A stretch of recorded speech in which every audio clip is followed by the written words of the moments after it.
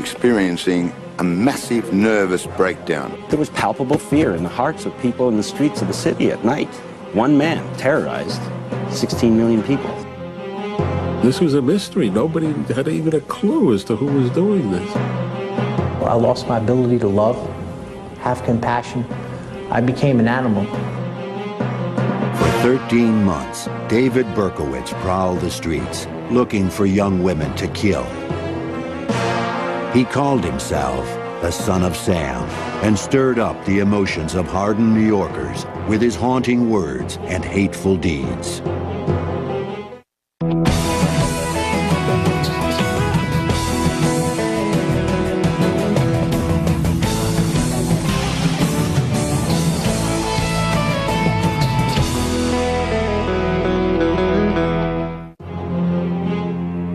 On Christmas Eve, 1975, David Berkowitz attacked a 14-year-old girl with a knife. As he tried to stab the girl through her winter coat, she screamed and struggled in his arms. Berkowitz cut himself with the knife. It was so traumatically horrible to him that he vowed that he could never do that again. But then his mind went to work and he tried to figure out a different way to do it. At his next attempt, and all the ones to follow, Berkowitz would use a far more impersonal weapon. I became virtually a killing machine, a machine of destruction. In the summer of 1953, Pearl and Nathan Berkowitz adopted a 3-day-old boy and brought him home to their small apartment in the Bronx. Little David was a blessing because the couple couldn't have children of their own.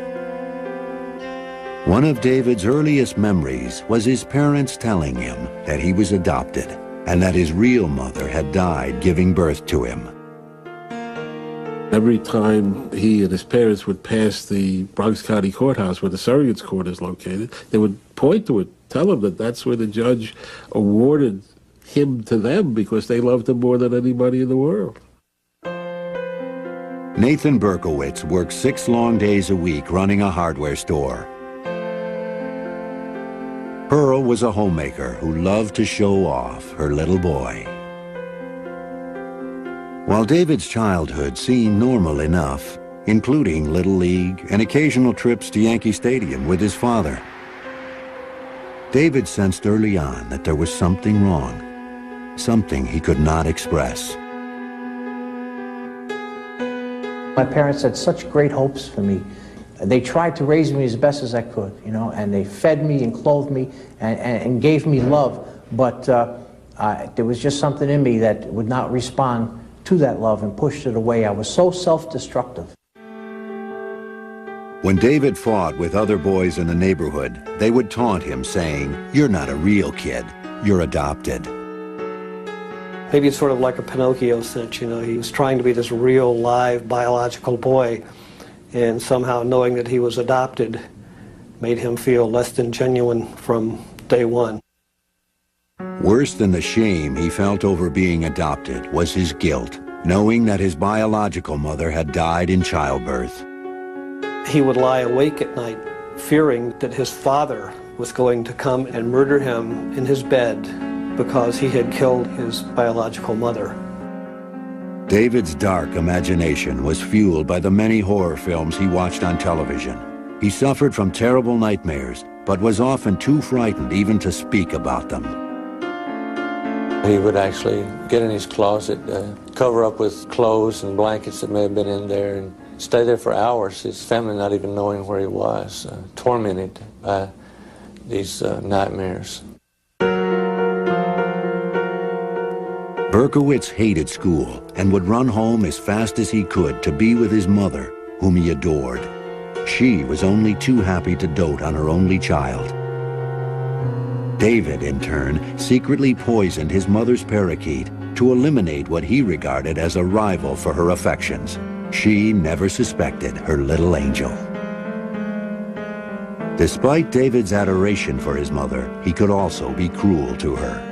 We were talking about his aggression during childhood, and he described it this way: I was very vicious, you know, and mean towards her, meaning his adoptive mother, and used to throw things at her and hurl insults at her. When David was 10, his mother took him to see a child psychologist, but it didn't help. David was a secretive child, and no one was allowed into his world. When he was a preteen, 10, 11, 12 years old, he would tell about climbing out the window at night down the fire escape and roam the streets of New York City. He said, like an alley cat. The dark city alleys were a stark contrast to the light that David's mother brought into their home. Following Jewish tradition, she lit the Sabbath candles every Friday night. At the age of 13 in 1966, David had his bar mitzvah and read from the Bible in Hebrew. But the burden of his Jewish heritage only exacerbated his deep-rooted feelings of shame. "I'm not a proud Jew," he later wrote. "Jews are supposed to be honest, law-abiding, and respectful of parents. I am none of these. I am a disgrace." One night, shortly after his bar mitzvah, in a fit of adolescent rage, David said something cruel to his mother that he would have to live with for the rest of his life. She was on her way out to go to dinner, and he screamed at her, I hate you, I hope you die." And essentially that was the last time he saw her alive. Unbeknownst to anyone, she was in the advanced stages of breast cancer and collapsed at dinner that evening. The only person he really felt close to in the whole world wasted away in the cancer ward and then died. David cried for days. I was a lot closer to my mom than I was to my dad. My dad, he had to work all the time, 6 days a week. It wasn't his fault. And then I had trouble, lots of trouble all through my youth, emotional problems and things, mental problems. And when she died, of course, then I lost everything. David's loneliness intensified. He was extremely shy and blushed easily, especially around girls. He would ride his bike for hours, often to his mother's grave. He lingered in the cemetery, fascinated by the tombstones of people who died young. He wondered if the girls had been pretty. My dad used to cry and plead with me to come and talk with him. And he says, I don't even know you. You're my son. You're like a stranger. That's just the way I was. I don't know why. It was just these blocks that were up where I just didn't want to share nothing that was on my mind, nothing that was on my heart. I was a closed book, and that was that. Because of his chronic truancy, David barely graduated from high school. In 1971, the 18-year-old Berkowitz enlisted in the Army. He was full of patriotic fervor and fantasized about dying a heroic death in Vietnam. Instead, he was shipped to Korea and qualified as a sharpshooter with an M16 rifle. He tried to find a girlfriend among the Korean prostitutes who hung around the base, but he found the effort degrading. David wrote to his father, apologizing for being a burden and amounting to nothing in society. He wrote that he was sorry he turned out the way he did, stupid, hateful, ugly, destructive. Berkowitz begged his father to pretend he never had a son, to forget that he even existed. In 1973, as Berkowitz turned 20, the Army transferred him to Fort Knox, Kentucky. Out of his longing for companionship, he became involved with a Baptist church. He attended classes, read dozens of books, and soon was baptized. He was particularly impressed about how families were together on Sundays and when they prayed together. And he wanted this to be part of this group very, very much. All the preaching about evil, sin, and eternal damnation, however, constantly reminded Berkowitz of the bleak future that awaited him in hell. His religious fervor quickly extinguished. Berkowitz was also discovering that the Army was no place for him.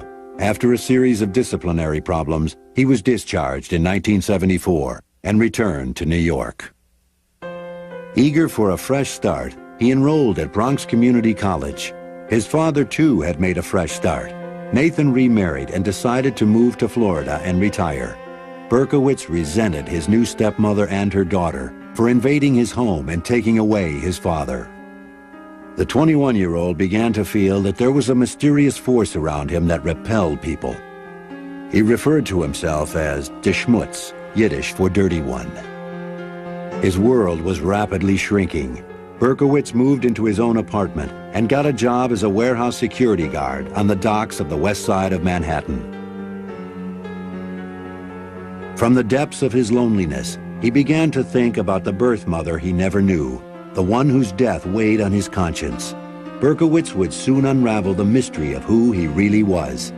What he found would propel him onto the street in search of blood. David Berkowitz began a desperate quest at the age of 21 to find out exactly whose son he really was. But instead of saving him from his misery, his journey to discover his birth parents would launch Berkowitz on a year-long killing spree. He had gone to one of these freedom of adoption movement meetings and told them the story of how his mother had died giving birth to him, and he had a father out there somewhere, and people laughing at him and said, you know, what are you laughing about? This is a tragedy. You know, my mother died. I said, man, that's what they tell all of us. Berkowitz called his adoptive father, Nathan, and demanded the truth. Nathan broke the news that David's birth mother was in fact alive. He explained that the adoption experts had advised against revealing the truth. Berkowitz was stunned. In an instant, he was delivered from a lifetime of guilt. He had not caused his mother's death after all. Berkowitz's adoption papers said that his real name was Richard David Falco, and that his parents were Betty and Tony Falco. He searched for them for months, but he kept hitting dead ends. Frustrated and lonely, Berkowitz, who had tried during his army years to find comfort in religion, now joined a cult of Satan worshippers.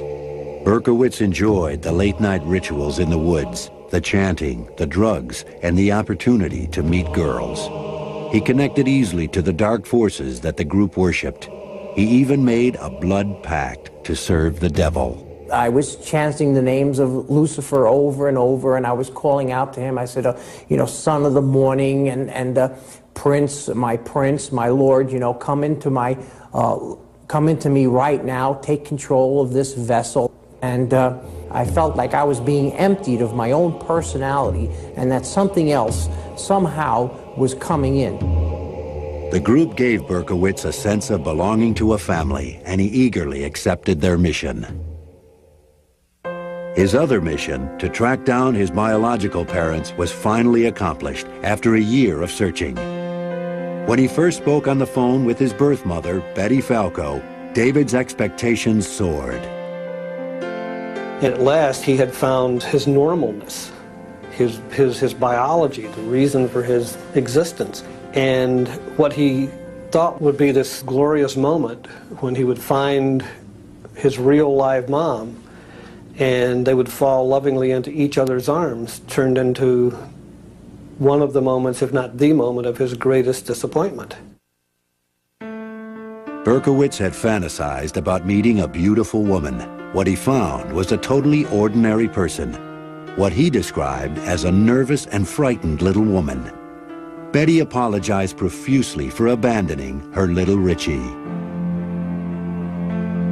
I remember him mimicking her and saying, "Oh, Richie, I'm sorry, in this sort of high, whiny voice, and putting his hands over his ears as he did that to try to shut out the sound that he recalled her making. Berkowitz hid his disappointment and told Betty that he loved her and forgave her because he knew she must have had a good reason for giving him up. Betty revealed to David that Tony Falco wasn't his real father. Betty Falco had secrets too. Betty, a daughter of poor Jewish immigrants, had married Tony as a teenager. After they had a daughter named Rosalind, Tony left Betty for another woman. Betty had then begun a long affair with Joseph Kleinman, a well-to-do Jewish businessman who was married with 3 children. In 1953, David was born. Kleinman would not tolerate the embarrassment of an illegitimate child. Betty too felt guilty and ashamed and quickly made arrangements for an adoption. He learns at the moment of his imagined rebirth that he had intruded upon the lives of these 2 people who were simply together having sex. Berkowitz's relief over not having killed his birth mother quickly turned to anger. He later wrote, "Here I was, never wanting to be born in the first place, miserable, maladjusted, plagued with death fantasies, only to find out that I was unwanted, an accident after all." This moment of truth lit a fuse in Berkowitz, but he never let his feelings show. For a while, he even maintained a relationship with his half-sister and her 2 daughters, who called him Uncle Richie and would jump into his arms when he arrived for dinner. His sister seemed to be going out of her way to try to make up for all the things which he hadn't had, and as much as he wanted to believe it, he knew that it was false, that he was still this sort of counterfeit human being. He was adopted. Berkowitz's visits grew less and less frequent, then stopped altogether. He later wrote, "I was getting a very powerful urge to kill most of my natural family. I fought hard to keep these thoughts from becoming actions, so I just stayed away altogether." The 22-year-old Berkowitz mysteriously told his half-sister that he would never hurt her or her daughters. Instead, on Christmas Eve 1975, Berkowitz attacked a 14-year-old girl in the Bronx with a small knife. The rage David had managed to keep under control for so long was starting to crack through his quiet exterior. The attack was too close a physical encounter for the withdrawn Berkowitz. The girl fought back, screamed, and escaped. Berkowitz decided that next time he'd use a gun. That Christmas Eve, a serial killer was born.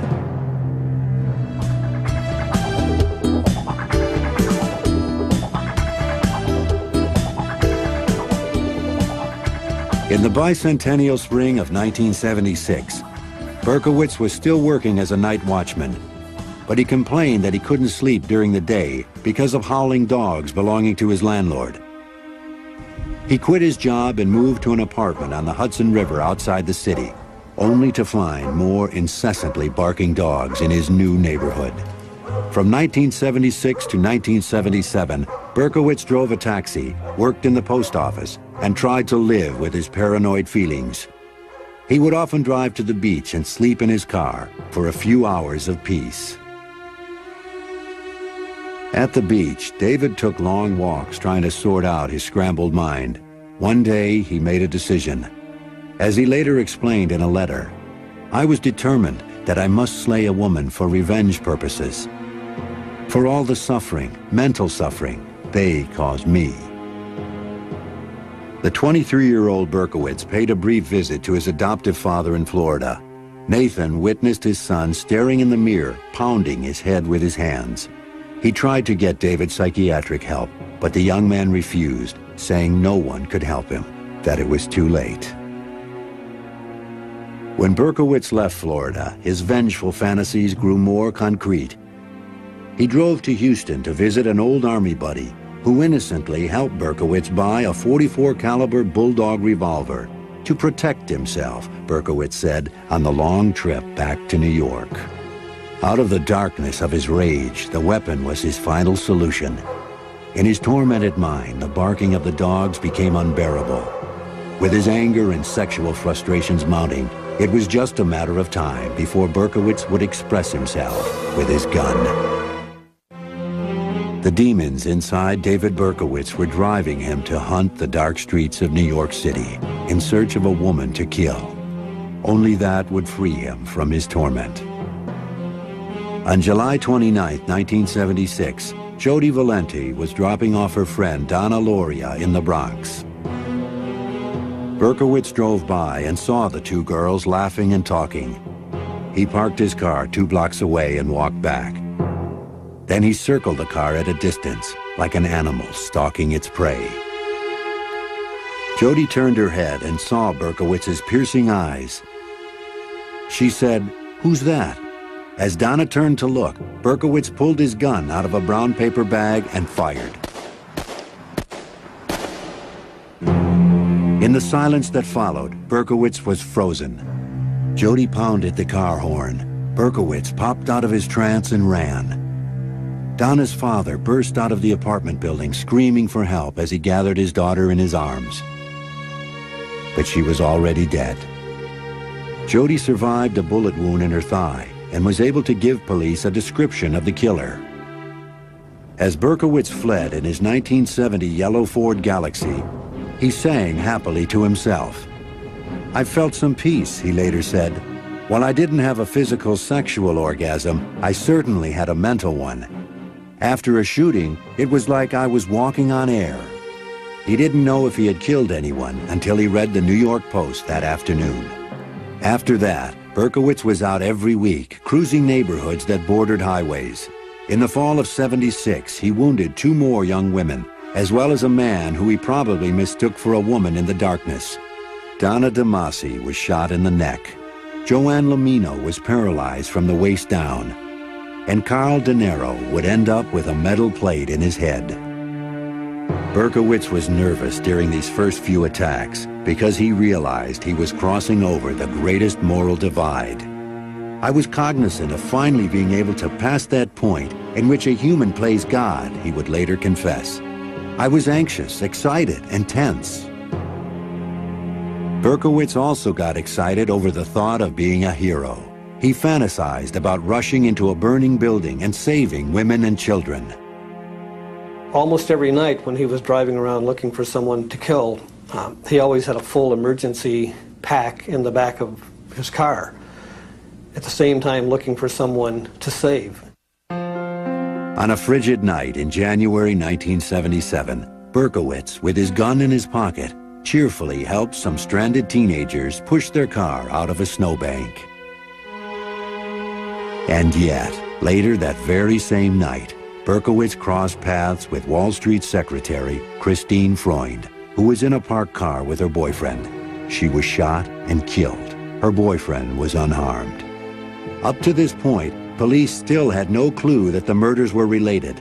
The detective assigned to Freund's case sent the bullets to the ballistics lab for analysis. I walked into the ballistics unit in the police academy. I met with George Simmons, and my purpose of going there was to meet him specifically, not his boss, not another ballistics detective, but him, because I had a lot of faith in him. And as I walked in, he said to me, "Joe, we have a psycho here." Simmons explained that he had seen the same bullets in 3 other shootings since July. He was convinced they all came from the same rare kind of pistol, but he couldn't prove it yet. The 5th attack took place on March 8th, 5 weeks after the murder of Christine Freund, and less than 100 yards away in Queens. Virginia Voskerichian, a college student, had come to the U.S. with her family from Bulgaria, and only a year before had been made an American citizen. It was 7:30 in the evening when she was walking home from classes. This guy walks up to her, and she sees the gun in the face and puts her school books in front of her. And he fires through the school books and puts a bullet in her brain. This time, police were able to match the bullets to the first murder. No one could deny that there was a serial killer on the loose. The police dubbed him the .44 caliber killer and braced for him to strike again. Panic seized the city. Women cut their hair short and dyed it blonde because they thought the killer was gunning for long-haired brunettes. I thought about the .44 caliber killer every day since it happened. I go to beauty school up the block, and most of the girls are wearing their hair up because they're afraid of the .44 caliber killer. They wear it up. One thing that I really don't do anymore is sit in parked cars. A month after Virginia was murdered, in April 1977, Berkowitz wrote his neighbor, Sam Carr, a very sober letter saying he would take legal action unless Carr took care of his howling dog. In this letter, Berkowitz revealed his longing for companionship, writing about a wife who didn't exist. He explained that he and his wife tried to take time off to be together. Just the 2 of us, he wrote, to sleep late, to make love, to read, etc. But the barking and the howling continued, and we had no peace. Berkowitz got no response from Sam Carr. The following week, he was on the hunt again. At 3 a.m. on April 17th, he was headed home when he saw 2 heads over the seat of a car. This was probably the worst night of my career.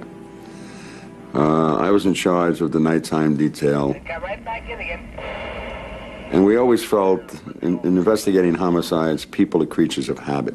So we always cover the areas where they already hit. Less than 4 blocks from where Donna Lauria was killed, Berkowitz waited as a patrol car passed by and disappeared. He walked toward the car, dropped a note at the scene, and then fired. Valentina Suriani and Alexander Esau were both shot and killed instantly. The note Berkowitz had dropped at the crime scene was the first solid lead for the police. It said, "I am deeply hurt by your calling me a woman hater. I am not, but I am a monster. I am the son of Sam." "I love to hunt," he wrote, "prowling the streets looking for fair game, tasty meat. I don't want to kill anymore. No, sir, no more. But I must honor thy father. I want to make love to the world. I love people. I don't belong on earth." He ended with a warning. "Let me haunt you with these words. I'll be back. I'll be back." Berkowitz had raised the stakes and police responded. A task force was formed to coordinate the search for the killer. It was the most extensive manhunt in the history of New York. Somebody came up with the theory that the MO of this particular shooter was exactly the same as a scenario on Starsky and Hutch. We sat and watched every Starsky and Hutch episode. That's how minute we got about this thing.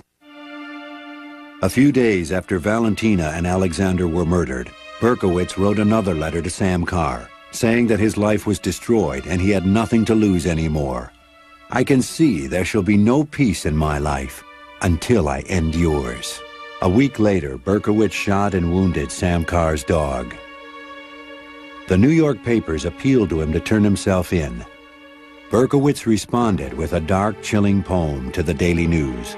It read, "Hello from the gutters of New York City, which are filled with dog manure, vomit, stale wine, urine, and blood. I am still here, like a spirit roaming the night, thirsty, hungry, seldom stopping to rest, anxious to please Sam. I love my work. Now the void has been filled."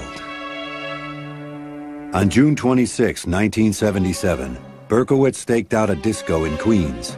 Sal Lupo and Judy Placido were wounded but survived. Because he was faceless, because he was coming out of the shadows, because he would strike from behind, everybody figured anywhere they were, this guy could be over the hedge or around the corner, waiting to get you. There was palpable fear in the hearts of people in the streets of the city at night. One man terrorized 16 million people. As the first anniversary of the killing spree approached, the city still cowered in fear, wondering who the son of Sam really was and what he had in store for them next. By July 1977, as the first anniversary of Donna Lauria's murder approached, one paper boldly proclaimed, "Death Day." Another asked, "Tell us, Sam, what have you planned for us tonight?" The streets were eerily quiet on the night of July 29th, and it passed without incident. 2 days later, on July 31st, Stacy Moskowitz and Robert Violante went out on a date in Brooklyn. Before Stacy left, she and her sister joked that the odds of crossing paths with the son of Sam were 1,000,000 to 1. That night, Berkowitz was hiding in the park as Stacy and Robert parked their car. He watched them as they played on the swings. Back in their car, they were kissing passionately. Berkowitz fired 4 bullets into the passenger side window.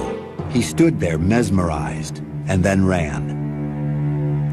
Robert Violante lost one eye and was partially blinded in the other. Stacy Moskowitz lived for 39 hours and then died. The entire city felt they'd lost a child. And the atmosphere the next day of the city changed from this terror to an anger and sympathy. You know, we're going to get you, you son of a bitch. Whatever happens, we're going to get you. By now, Son of Sam was so notorious that Stacy's murder made headlines all over the world. What he was doing was manipulating, dominating, and controlling society. And now this insignificant nobody, someone who feels like he's one grain of sand on a beach with billions and billions of grains of sand, he is important, and he finally has arrived. It was only then that the son of Sam gave police the clue that would lead to his arrest. The night he killed Stacy Moskowitz, Berkowitz watched the police write him a ticket for parking his Ford next to a fire hydrant. A week later, he dutifully paid the ticket by mail. The police traced the license plate cited on the ticket to the name David Berkowitz. They quickly discovered that he had been sending harassing letters to a number of people, and that a man named Sam Carr claimed Berkowitz had shot his dog. Out of a pile of hundreds of tips and complaints from the public, Berkowitz's name appeared 3 times. On August 10th, 1977, a large team of detectives staked out Berkowitz's apartment. The end was anticlimactic. Berkowitz walked out of the apartment building with a brown paper bag and got into his car. A detective approached the car and told him to freeze. Berkowitz turned around and said, "Well, you finally got me." The officer asked, "Who do I have?" Berkowitz said matter-of-factly, "The son of Sam." On the seat next to him in a brown paper bag is the .44 caliber gun that did all the shootings. No resistance, no shootout, no nothing. You got me. You got the son of Sam. The police brought him in for questioning, and the media descended on them. He came almost in a spotlight. There was a surreal feeling about it. We're finally putting a face to horror and terror. Berkowitz confessed to all of the son of Sam murders, revealing details that only the killer could know. He enjoyed talking about it. He enjoyed being able to give us what we and he only knew.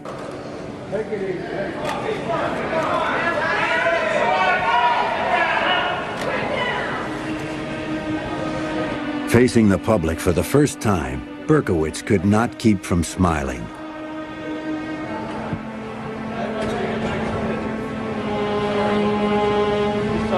Berkowitz showed no obvious sign of his dark, vengeful interior. He was cooperative and polite. When detectives asked him why he had paid his parking ticket, he responded, "Because I am a law-abiding citizen." At a news conference, Nathan Berkowitz, now 68 years old, expressed his grief for the families of the victims. So forth. Did you have any possible thought it might be David? No, I did not. Upon learning that it is allegedly he, what was your immediate reaction, and how did you get the news? I cried. I think that's enough, gentlemen, with respect to any further. Berkowitz said he had been ordered to kill by demons originating from his neighbor Sam Carr, who he claimed was the devil in human form. For 8 months, Berkowitz was held in a bare-tiled room in the prison ward of the Kings County Hospital. A hearing was scheduled to determine if he was mentally fit to proceed to trial. During the first few weeks of his incarceration, guards reported that the son of Sam ate like a horse and slept like a baby. He rarely got upset and seemed to be indifferent to his plight. In tape-recorded interviews with psychiatrists, the son of Sam tried to explain himself. And I had nothing against these victims. Who were these people to me? They were just people. I didn't hate them. I wasn't angry against them. So why did you do it?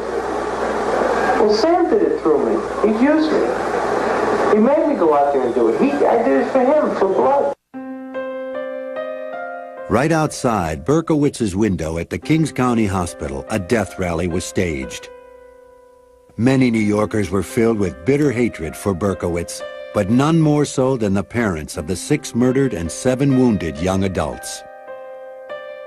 After I saw what had happened to my boy's left eye, I had wished that his eyes could be taken out of his head for Robert's sake. And I hope he lives a long time with this in his heart. And I hope he never has a minute's peace. Never. Never. Just once I want to get my hands around his throat. He took something from me. So wouldn't you feel the same way? You'd want to get revenge, wouldn't you? And if anybody tells me no, I tell them they're sick. Mike Loria and millions of other New Yorkers, and I have to say myself too, said, you know, yeah, he's got problems, mental problems, but he deserves to die. He deserves to die for what he did. Sitting in his cell, Berkowitz began to feel the same way. Suicidal feelings overwhelmed him. In a letter, he wrote that he was a cursed person beyond hope. The court ruled that Berkowitz was fit to stand trial. Ignoring his lawyer's advice, Berkowitz decided to plead guilty and be punished for his crimes. He asked to be put away forever so he would not kill again. Berkowitz wrote to his father, begging him to accept his decision to plead guilty. Once again, he told his father, "I failed you, but it's over now. Please, let me have a little peace." In May 1978, the son of Sam pleaded guilty to 6 murders. A few weeks later, on the day of his sentencing, David threw a tantrum and broke the restraints on his straitjacket. The officers subdued Berkowitz and brought him into the courtroom. They bring him into court, and he's subdued, but he looks around, he spots Nasa Moskowitz, and he starts yelling at her, "Stacy was a whore! Stacy was a whore!" Before they could drag him out, Berkowitz screamed, "That's right, I'd kill her again. I'd kill them all again." Nasa Moskowitz was standing up screaming at him, "You son of a bitch, you killed my daughter, you're gonna get killed yourself." It was an astounding moment. Berkowitz was dragged from the courtroom biting and kicking. The sentencing was postponed. On June 13th, a greatly subdued Berkowitz stood before the court. The judge said, "It is this court's fervent wish that the defendant be imprisoned until the day of his death." The judge added that Berkowitz was an animal, and he wished he could have given him the death penalty. He was sentenced to 6 25-year-to-life consecutive terms and began his incarceration at the notorious Attica prison in upstate New York. The following year, in February 1979, Berkowitz announced that he had made up the story about the demons. At a press conference from Attica, he said he never heard voices, he was not insane, and he wanted nothing except to be left alone and to spend the rest of his life in prison. Later that same year, Berkowitz was almost killed by another inmate. Fearing retribution, Berkowitz refused to name his attacker. Following the attempt on his life, Berkowitz seemed to become more introspective about his crimes. He wrote in a letter that he did hate women, especially women who dance, he wrote, "I hate their sensuality." Berkowitz told a fellow inmate that he attacked women kissing in cars in order to prevent other illegitimate children from being born to suffer the way he did. Berkowitz settled into Attica and seemed to find some peace. For the next 14 years, he kept his silence with the public. Then, in 1993, Berkowitz came forward and revealed a new twist to the Son of Sam story that would capture the public's imagination once again. In 1993, David Berkowitz, after maintaining his silence in prison for 14 years, made a sensational announcement. He claimed that the Son of Sam killings were really the result of a satanic plot, that he had only killed 3 people, but was an accomplice in the others. Berkowitz said the satanic cult he had joined in the early 70s had lured him into a conspiracy to bring chaos to New York City through a series of murders. I didn't know, I honestly didn't know that people were going to die one day, and I'm so very sorry that happened, and the people that didn't deserve it were just lost their lives, and I know that Berkowitz now claims that he pleaded guilty to all the crimes to get out of the cult and to protect his family from their vengeance.